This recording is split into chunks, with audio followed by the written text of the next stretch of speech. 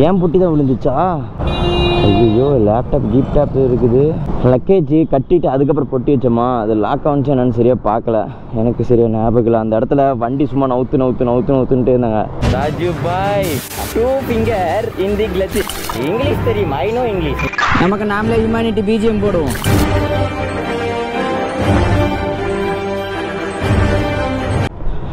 மணி 5 மணி ஆயிருண்டா ஊருக்கு போகிறதுக்குள்ளே. 5ங்கிறது நம்ம 6 மணிக்கு தான் போவோம். 6 மணிக்குள்ளே அடிச்சா அங்கே போயிடுற மாதிரி போயிடலாம். 100 கிலோமீட்டர்ஸ்க்கு ஒரு ரெஸ்ட் எடுத்துருவோம். அடுத்த 100 கிலோமீட்டரில் சாப்பிட்றலாம்.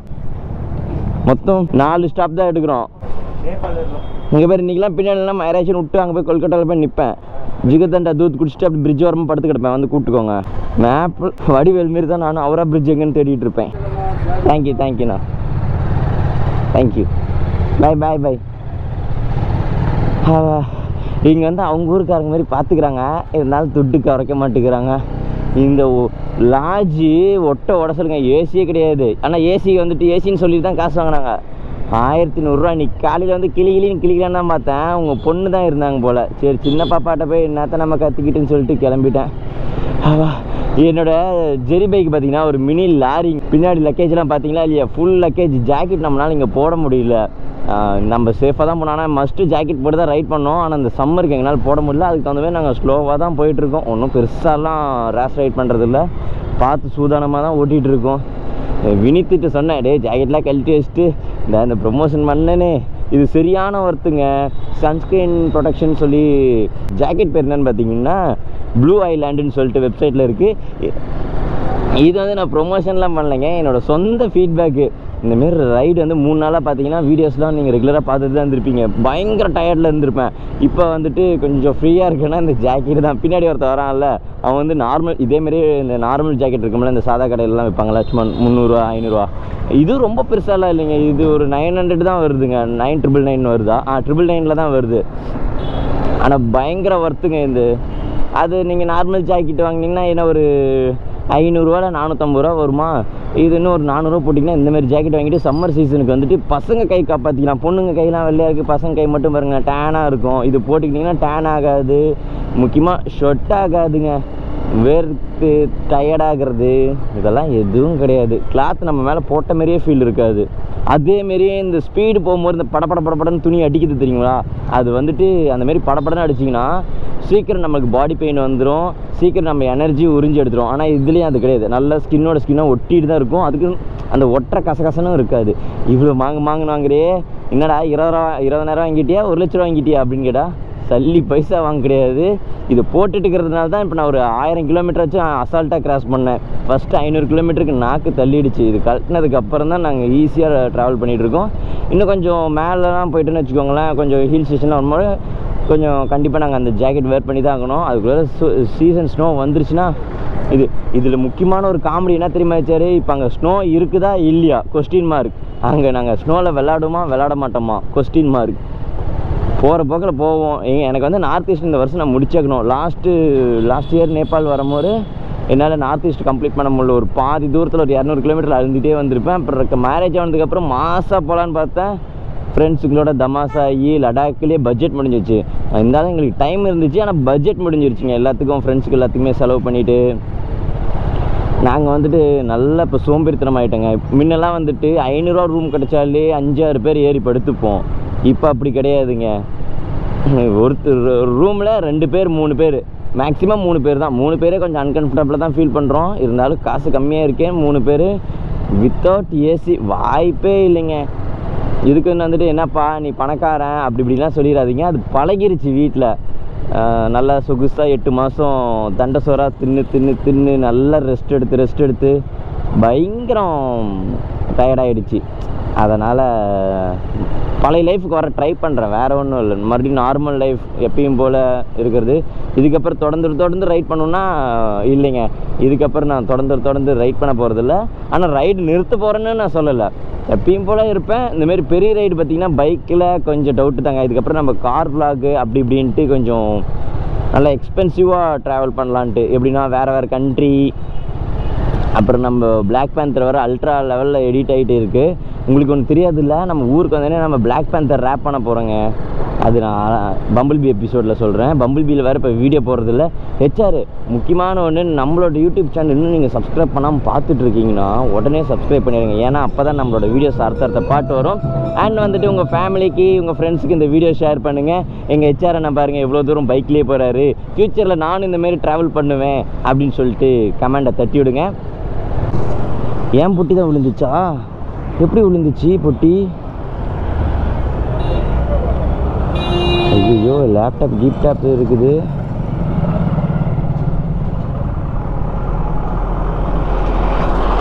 லக்கேஜ் ஓவர்லோட்னால கழண்டிட்டு விழுந்துருச்சோ இல்லை சரியாக இவனுங்க கட்டலையா?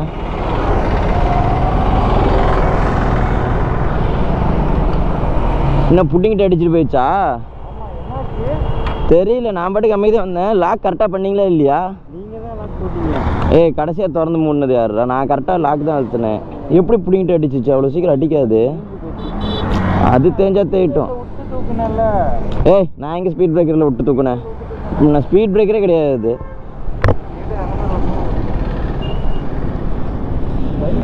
நான் ஏதோ டயர் வெடிச்சிச்சுன்னு சைடில் பார்த்துட்டு இருக்கேன்.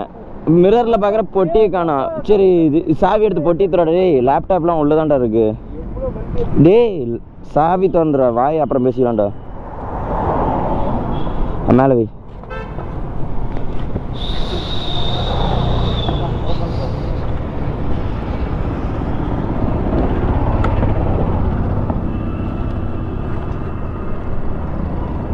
முதல்ல லேப்டாப்பை தான் செக் பண்ணணும்.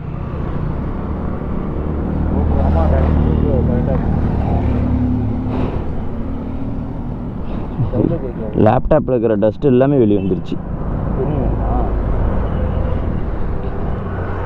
இப்படி கலண்டுறதுக்கு வாய்ப்பே இல்லை.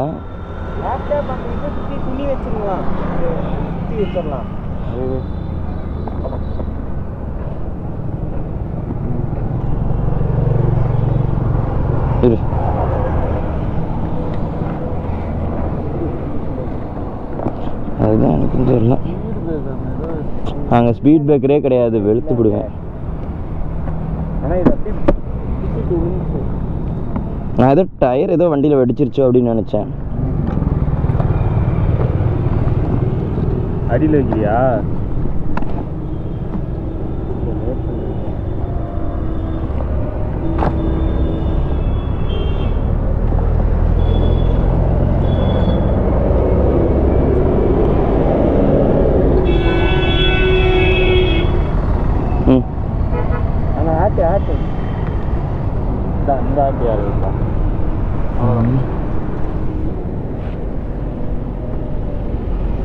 நான் பூட்டிக்கிறேன்.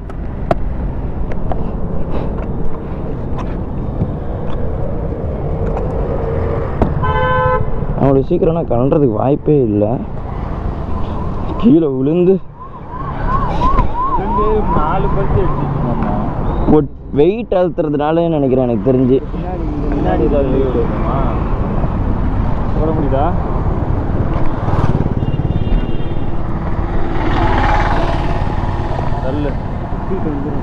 ஓகேயா? லாக் ஆயிடுச்சான்னு பாரு. அதில் அந்த பக்கம் லாக் ஆயிடுச்சான்னு பாரு. அதில் பொட்டிலாம் காயமாகி போச்சு. இரு ஒரு நிமிஷம்.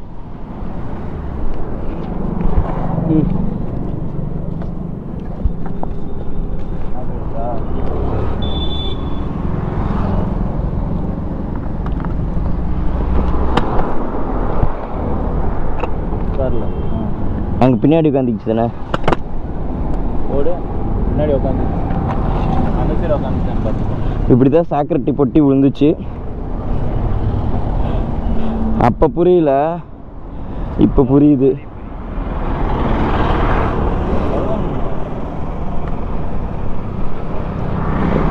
போன டைம் உள்ள போல. இனிமேட்டு பொட்டி கட்டிட்டு அதுக்கப்புறம் இது கட்டலாம். இதை கட்டிட்டு பொட்டி கட்ட வேணாம். லாக் ஆனிச்சான்னு பார்த்து கூட தெரியல.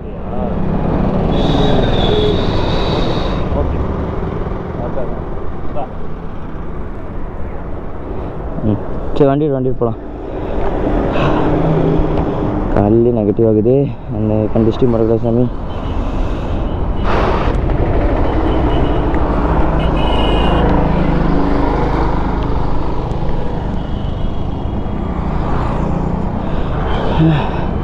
சரி பொட்டி கழட்டிட்டு போயிடுச்சு. சபா லக்கேஜ் கட்டிட்டு அதுக்கப்புறம் பொட்டி வச்சோமா, அது லாக் ஆனிச்சு என்னன்னு சரியாக பார்க்கல, எனக்கு சரியாக ஞாபகம் இல்லை. அந்த இடத்துல வண்டி சும்மா நவுத்துன்ட்டே இருந்தாங்க வீதி.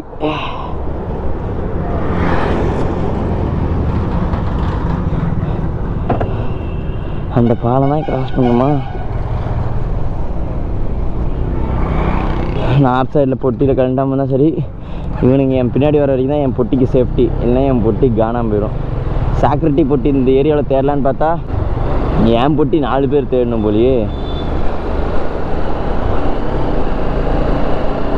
நாம் தான் வந்துட்டு பாலத்து மேலே போவோம், இது ட்ரெயின் பாலத்து மேலே போகுது. என்ன ஒரு அதிசயம், இந்தமாரிலாம் நம்ம ஊரில் இல்லை. நம்ம ஊரில் ஒரு வேலை இருக்கும் இல்லையே, எல்லாமே ட்ரெயின் அடியில் தானே வச்சாரு போவோம், நாம் தானே பாலத்து மேலே போவோம். இது பாருங்க வித்தியாசமாக இருக்குது, ட்ரெயின் மேலே போகுது, நாம் அடியில் போயிட்டுருக்கோம். கொல்கட்டாவுக்கு பார்த்தோன்னு வச்சுக்கோங்க 374 கிலோமீட்டரா கரெக்டாக காட்டுது. கூகுள் மேப் போய் சொல்லாதுன்ட்டு நேற்று ஒரு 2-3 இடத்துல போய் சொல்லி வச்சாரு, 4-5 இடத்துல மாட்டிக்கிட்டோம். ஐயோ இன்றைக்கி ஆனால் எப்படியாச்சும் ஹவுரா பிரிட்ஜுக்குள்ளே பூந்துடணுன்ட்டு இருக்கேன். இன்றைக்கி ஹவுரா பிரிட்ஜில் பூந்தாதான். எதுக்குடா இங்கே இவ்வளோ டிராஃபிக்கு? இன்னும் கொல்கட்டாவுக்கு பார்த்தா 100 ஒரு 250 அப்படி தான் இருக்குது. ஆனால் இங்கே ஏதோ டிராஃபிக் பெருசாக இருக்குது. என்னவா இருக்கும்? கடைசியாக இதேமாரியே தான் ஒரு கூட்டத்தை பார்த்தேன். சாபே ஓடியா கியா டிராஃபிக்? லாரி ஏதோ விட்டு ஏற்றி விட்டானா?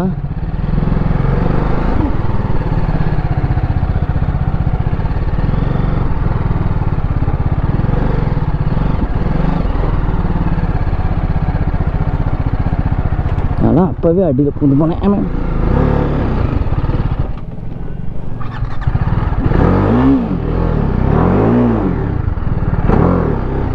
ஆமாம்.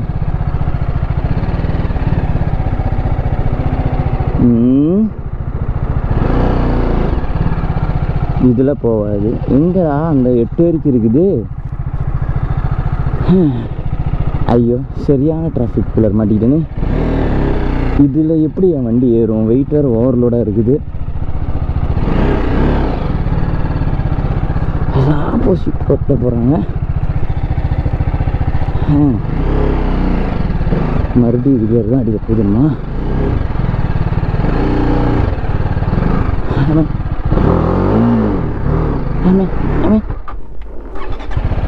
என்னடா பாரு உனக்கு, நானே தடுமாறிட்டு இருக்கேன்.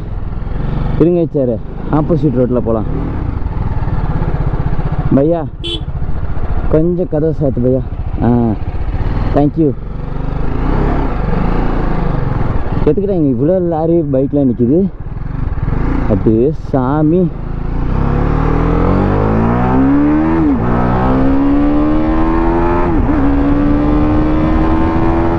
கண்ணு கட்டினதோட இருக்கலாம். இது லாரியாக மட்டும்தானே இருக்குது. ஏதோ சொருவிட்டானா இல்லை லாரி ஸ்ட்ரைக் ஆதாச்சும்? பூரா லாரி மட்டும்தான் இருக்குது, காரக்கானா? இல்லை ஒரு வேளை எலெக்ஷனில் எதுவும் அமௌண்ட் அமுக்கிட்டானுங்களா, அதனால் பிடிச்சி வச்சுருக்கானுங்களா என்ன? ஒன்றும் புரியலையே. சாபா சாகர் அந்த பக்கம் போனால் இது ரொம்ப தூரம் போகுது. சரி இந்த பக்கம் ஆனால் எந்த வண்டியுமே வரல பாருங்களேன். இந்த பக்கம் எவ்வளோ நேரமாக வண்டி நிற்குதுன்னு தெரியல.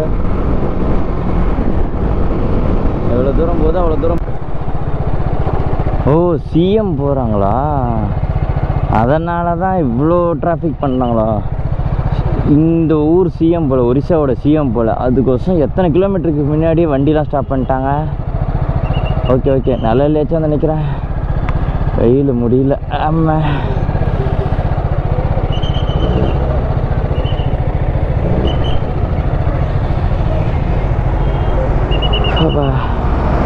இல்லைங்க, டக்குன்னு வண்டி வெளியே எடுக்க முடியல.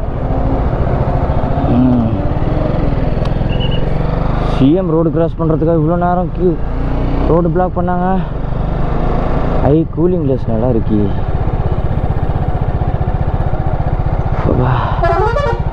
இந்த ஏரியா மட்டும் பயங்கர கூட்டம். ஒருவேளை மாநாடு எதாவது நடந்திருக்குமோ?